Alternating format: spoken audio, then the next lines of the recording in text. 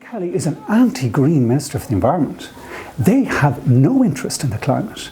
And I think the evidence as such is set out in the bill. They passed it to the next government.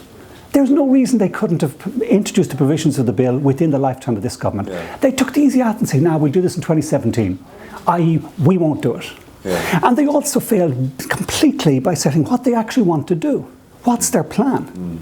Now my plan, or my vision is, we go fossil-free within a generation. We can do this. We can actually switch off our reliance on imported oil, gas and coal and develop our own power and use resources really carefully and really wisely, and that creates employment. It makes us a rich and wealthy and happy country. He gave none of that. There's no vision. What stopped him, do you think? Because I think he reads the political tea leaves and says there isn't a constituency voting for that at the moment, so therefore, why would I bother? I'm more interested in other political objectives. Surely with the rise of the Green Party again, you know, that there's some votes out there to play for. Yeah, we need the rise of the Green Party to scare the living daylights out of them to start taking environment seriously. I could look at everything this government has done the last 3 years, has disproved the notion some people had that other parties would take on green clothes. They have failed miserably.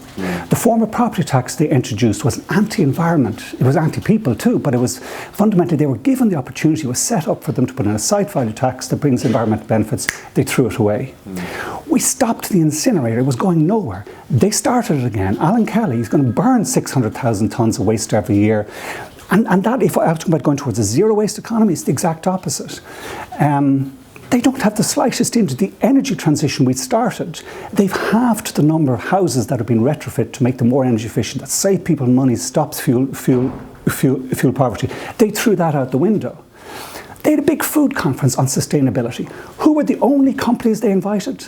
Tesco, Mars, Coca-Cola, McDonald's. Not a single small Irish producer there. They don't have a vision of how we can make the switch towards a better, greener country. And I think that's my job in the next year to let everyone know that. Look at him. Hang on, because look at him. Every time he comes out, he's out again last week. I'm going to change the planning laws again. We're going to get rid of a lot of the planning restrictions. Let's get back to kind of easier planning and easier developing and building.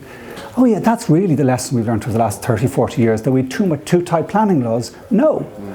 I just see everything they're doing is taking us back to a direction that they haven't learned the lessons. They're actually thinking long term, planning where you build, building higher quality, building your own or relying on your own resources. That's where we need to go. They don't see it. So Alan Kelly is our greatest electoral asset at this present time, because every time he goes out, he's saying Labour doesn't give a damn about that vision of the future. I don't think he's saying that, is he? I do. I read it in everything he says.